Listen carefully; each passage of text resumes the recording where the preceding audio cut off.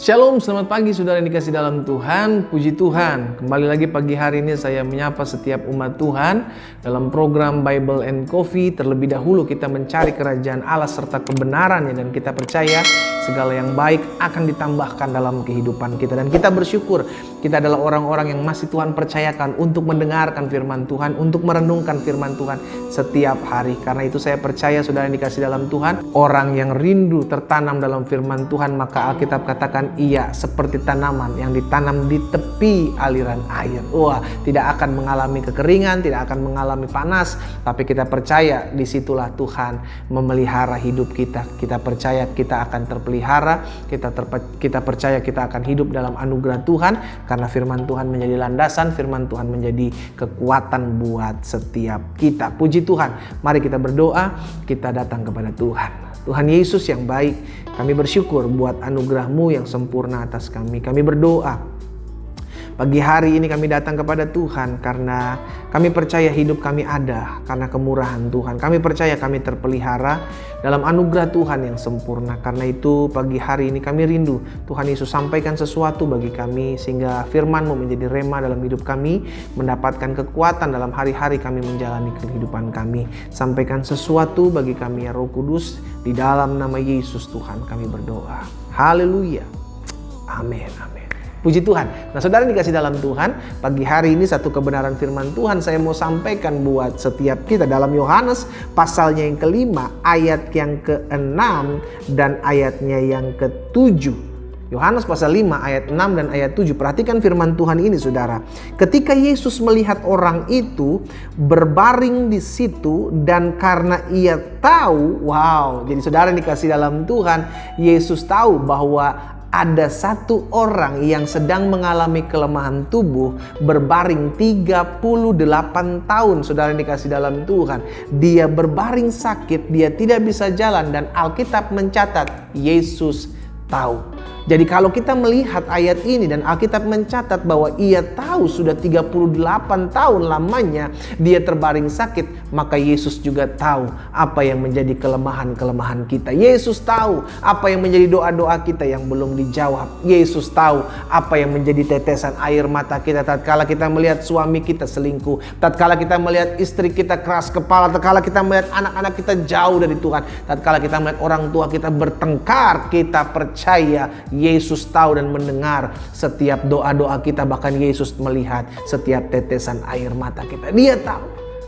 Itu sebabnya dalam kitab Wahyu sudah dikasih dalam Tuhan, ketika Yohanes menuliskan surat kepada jemaat, 7 jemaat gereja mula-mula sudah dikasih dalam Tuhan, Alkitab mencatat bahwa awalnya selalu Alkitab menuliskan aku tahu, aku tahu, aku tahu, aku tahu. Jadi dengan kata lain, Yesus tahu, Tuhan kita tahu apa yang menjadi pergumulan kita. Itu sebabnya jangan pernah bilang sama Tuhan, Tuhan gak tahu ya, saya udah berjuang, saya udah gak kuat. Tuhan gak tahu ya bahwa saya udah terlalu lama menangis. Tuhan gak peduli ya bahwa saya udah berdoa namun saya belum melihat jawaban doa. Saudara dikasih dalam Tuhan, Tuhan tahu, Tuhan peduli, dan Tuhan mau menyembuhkan dan memulihkan kehidupanmu. Ini yang terjadi dalam kehidupan seseorang yang sudah 38 tahun berbaring di dekat kolam Bethesda, saudara yang dikasih dalam Tuhan. Dan Yesus melihat, perhatikan ayat selanjutnya, ayat yang ke-6.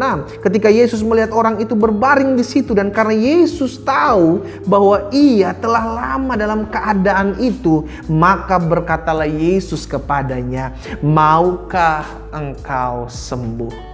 Saudara, kalau kita ditanyakan oleh seseorang, maukah? Berarti jawaban kita apa? Mau atau tidak? Iya kan? Tapi apa yang dijawab oleh seorang lumpuh 38 tahun tidak bisa berjalan?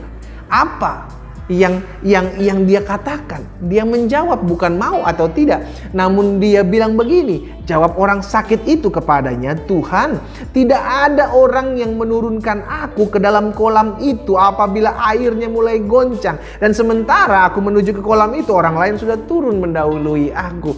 Saudara, seringkali kita kita nggak berdoa untuk minta kesembuhan. Kita cuma berdoa komplain. Tuhan, sudah terlalu lama saya tersakiti. Tuhan, sudah terlalu lama saya tidak kunjung sembuh. Tuhan, sudah terlalu lama suami saya direbut oleh perempuan lain.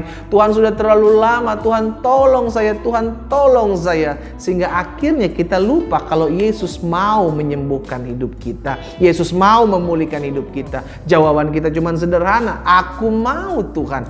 Jangan bilang, tapi bisa enggak?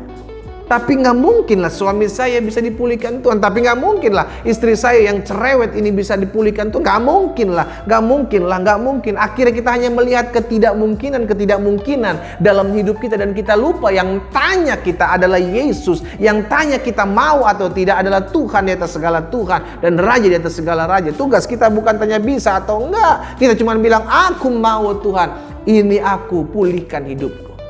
Saudara, sudah berapa lama engkau mengalami penderitaan? Sudah berapa lama dan Tuhan belum memulihkan hidupmu? Sudah berapa lama rumah tanggamu retak? Sudah berapa lama suamimu selingkuh dan engkau sedang doakan? Sudah berapa lama istrimu selingkuh dan engkau sedang doakan? Sudah berapa lama ekonomimu sedang digoncangkan hari-hari ini? Sudah berapa lama engkau berseru kepada Tuhan? Bukan soal berapa lamanya. Pagi hari ini kita belajar, berapapun lama yang Tuhan izinkan, Tuhan tahu.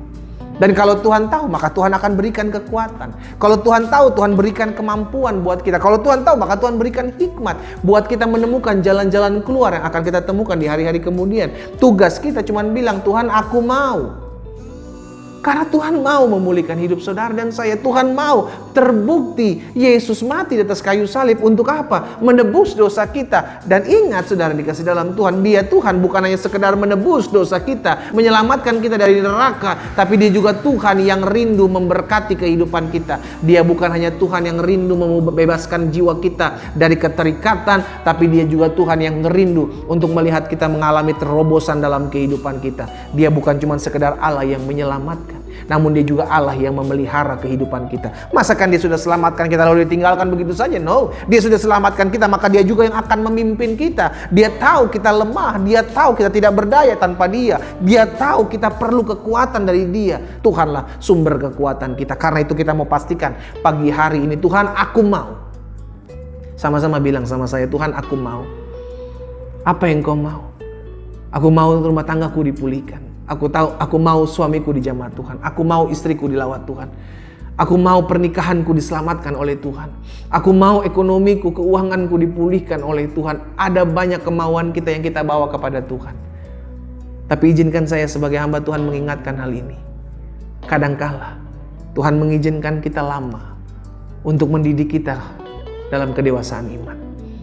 Kita tidak perlu tahu kapan Tuhan akan melawat hidup kita. Tapi bagian kita cuma bilang, Tuhan, aku mau. Kalau aku mau, maka aku akan selalu berseru kepada Tuhan. Kalau aku mau, aku akan selalu mengandalkan Tuhan. Kalau aku mau, aku akan selalu dekat dengan Tuhan. Kenapa? Karena aku tahu kekuatanku berasal daripada Tuhan. Stop cari-cari ketidakberdayaan kita. Stop cari-cari kelemahan-kelemahan kita, kelemahan-kelemahan saudara pasangan kita. Stop cari-cari apa yang fokus kepada apa yang kita tidak bisa. No, ini pekerjaan Tuhan, ini karya Tuhan. Kalau Tuhan mau, maka Tuhan bisa. Siapa kita menghalang-halangi Tuhan? Karena itu pagi hari ini saudara yang dikasih dalam Tuhan, sebagaimana Yesus menyembuhkan 38 tahun orang yang menderita sakit, maka saya percaya juga hari ini Tuhan akan memulihkan kehidupan kita. Kalau kita mau, Tuhan pasti bisa. Kalau kita mau, Tuhan bisa ubahkan hidup kita. Kalau kita mau. Jadi pertanyaan, maukah kita? Kita berdoa, kita datang kepada Tuhan. Bapa, kami mau dipulihkan oleh Tuhan. Karena kami mau dipulihkan oleh Tuhan, maka kami mau mengandalkan Tuhan. Karena kami mau dipulihkan oleh Tuhan, maka kami mau melihat hidup kami dekat dengan Tuhan. Karena kami mau dipulihkan oleh Tuhan, maka kami tidak mau membatasi kuasa Tuhan dalam hidup kami. Bapak, ada dari umat Tuhan yang pagi hari ini berdoa, merindukan terjadi pemulihan dalam hidupnya, dalam rumah tangganya, dalam keluarganya. Hamba berdoa, berapapun lama waktu yang saat-saat ini dia sedang doakan, dia sedang gumuli, kami tetap percaya Tuhan tahu. Dan kalau Tuhan tahu, maka Tuhan mau memulihkan kami. Karena itu hamba berdoa di dalam nama Yesus, kekuatan dari sorga menopang kami, memberikan kami kemampuan sampai kami melihat Tuhan menyapa kehidupan kami, Tuhan melawat kehidupan kami. Hamba berdoa beri kekuatan bagi kami ya Roh Kudus. Mampukan kami sehingga kami melihat bagaimana Tuhan memulihkan dan menyembuhkan kehidupan kami. Terima kasih Bapa. Berkat-Mu ada atas masing-masing kami. Di dalam nama Yesus Tuhan kami berdoa. Haleluya. Amin. Amin. Kita nikmati ngopi kita, saudara.